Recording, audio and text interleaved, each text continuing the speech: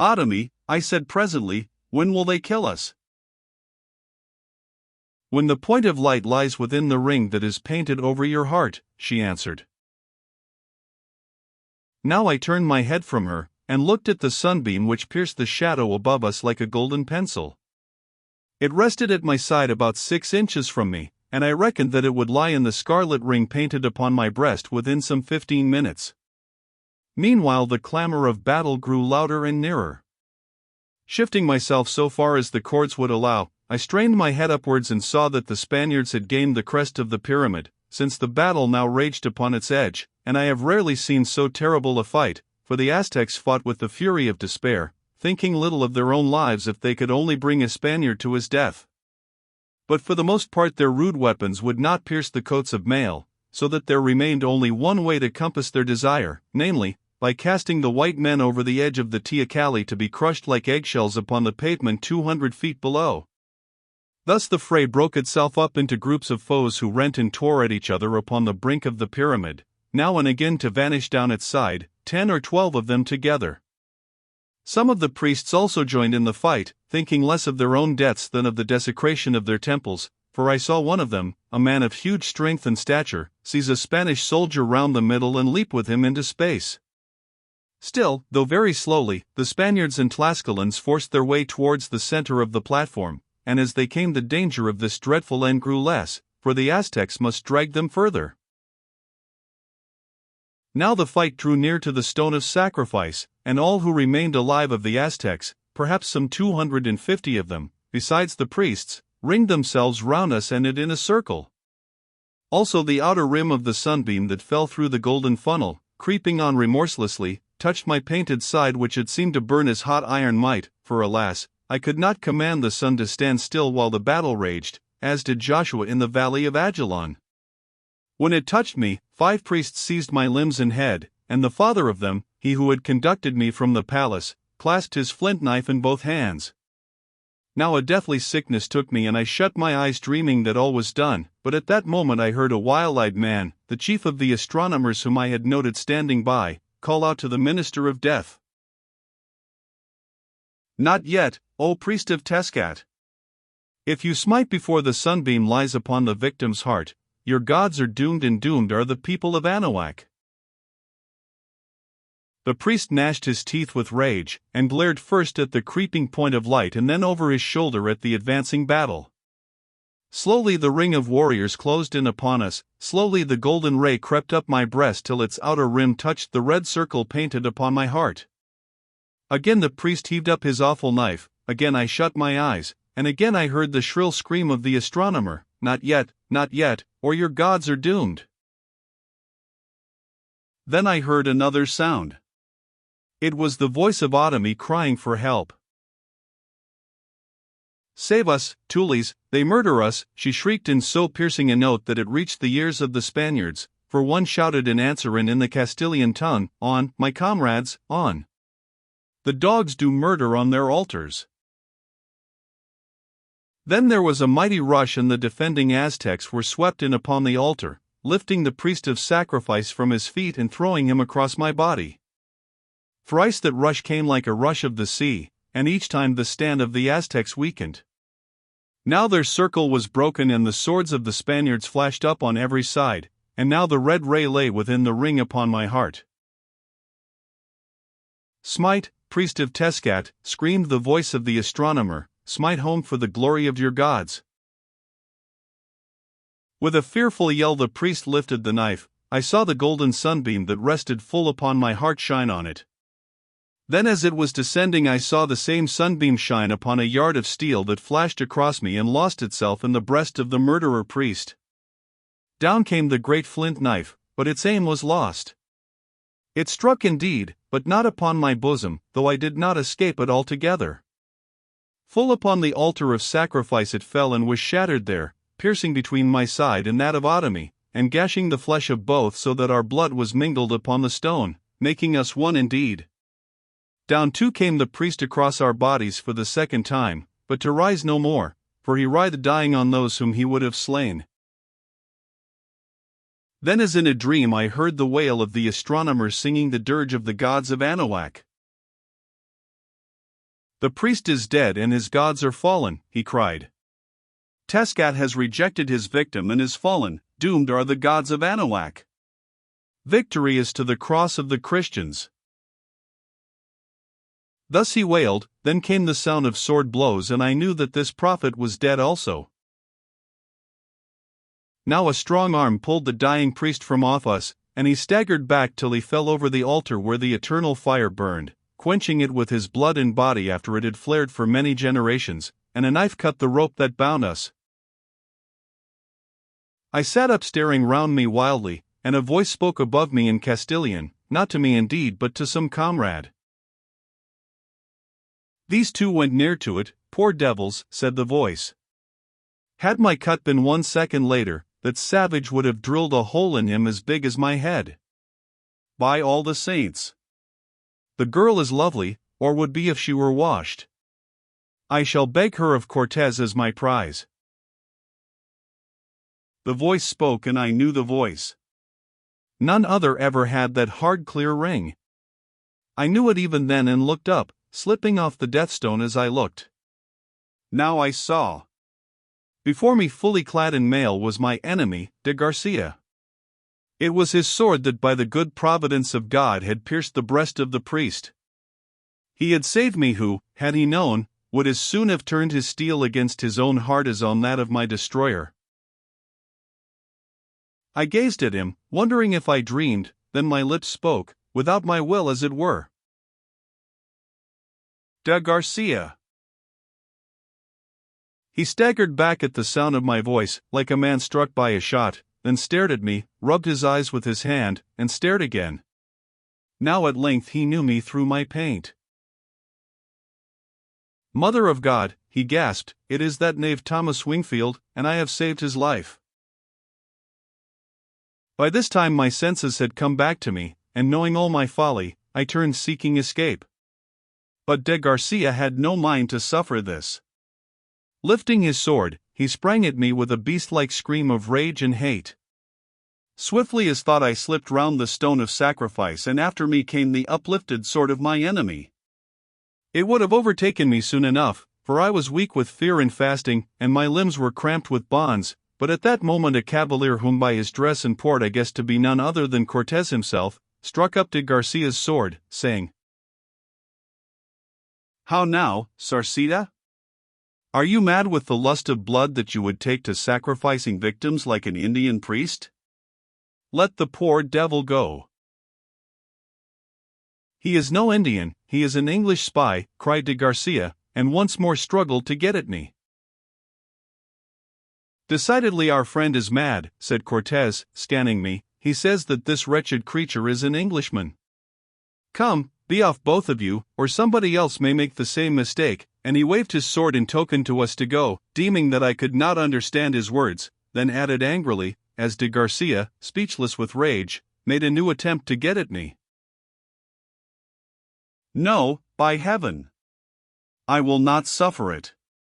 We are Christians and come to save victims, not to slay them. Here, comrades, hold this fool who would stain his soul with murder."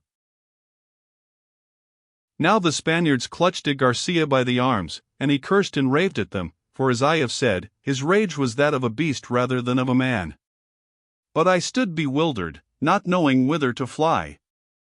Fortunate it was for me indeed that one was by who, though she understood no Spanish, yet had a quicker wit.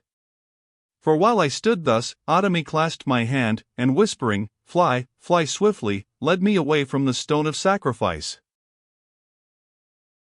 "Whither shall we go?" I said at length.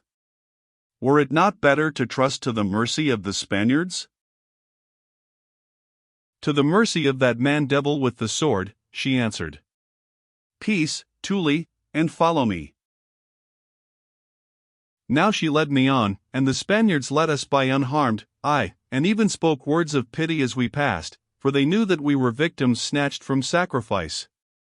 Indeed, when a certain brute, a Tlascalan Indian, rushed at us, purposing to slay us with a club, one of the Spaniards ran him through the shoulder so that he fell wounded to the pavement. So we went on, and at the edge of the pyramid we glanced back and saw that de Garcia had broken from those who held him, or perhaps he found his tongue and had explained the truth to them. At the least he was bounding from the altar of sacrifice nearly 50 yards away, and coming towards us with uplifted sword. Then fear gave us strength, and we fled like the wind.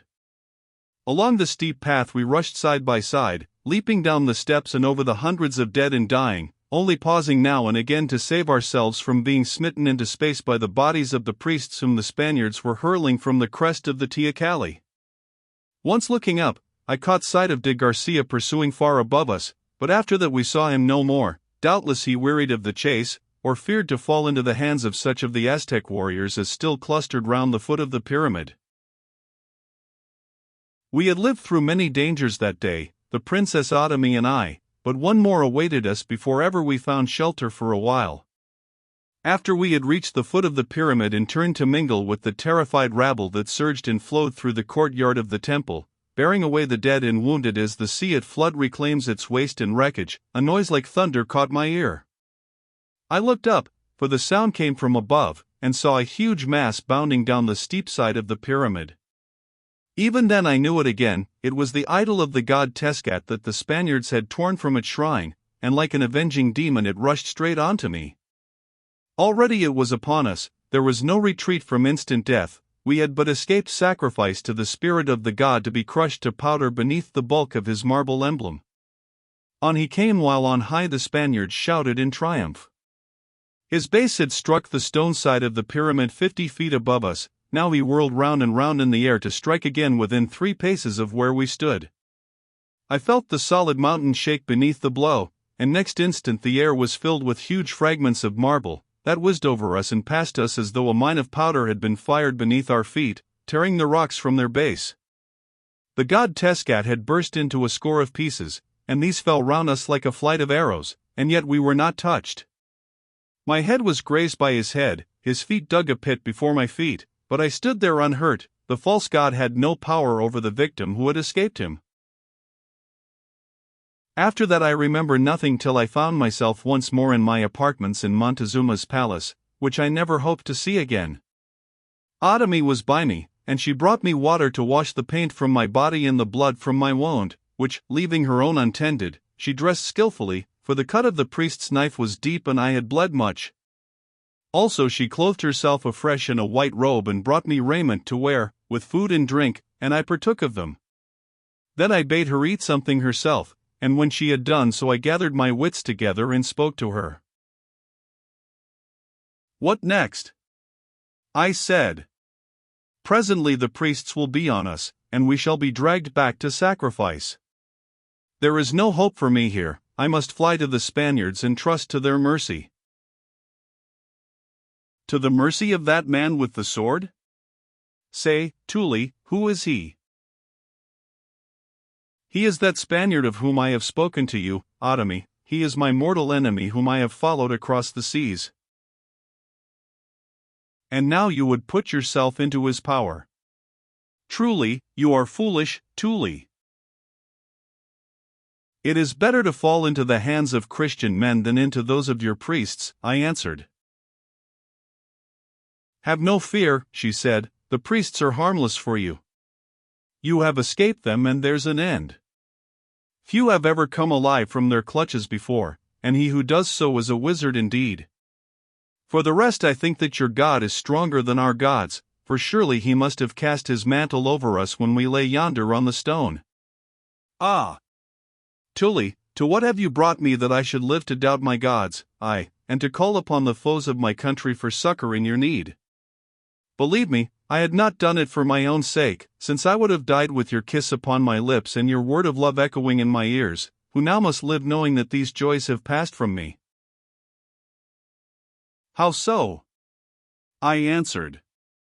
"What I have said, I have said. Autumn, you would have died with me, and you saved my life by your wit in calling on the Spaniards. Henceforth it is yours, for there is no other woman in the world so tender and so brave, and I say it again, Autumn, my wife, I love you. Our blood has mingled on the stone of sacrifice and there we kissed. Let these be our marriage rites. Perhaps I have not long to live, but till I die I am yours, Autumn, my wife." Thus I spoke from the fullness of my heart, for my strength and courage were shattered, horror and loneliness had taken hold of me. But two things were left to me in the world, my trust in Providence and the love of this woman, who had dared so much for me. Therefore I forgot my troth and clung to her as a child clings to its mother. Doubtless it was wrong, but I will be bold to say that few men so placed would have acted otherwise. Moreover, I could not take back the fateful words that I had spoken on the stone of sacrifice. When I said them I was expecting death indeed, but to renounce them now that its shadow was lifted from me, if only for a little while, would have been the act of a coward. For good or evil I had given myself to Montezuma's daughter, and I must abide by it or be shamed. Still such was the nobleness of this Indian lady that even then she would not take me at my word. For a little while she stood smiling sadly and drawing a lock of her long hair through the hollow of her hand. Then she spoke.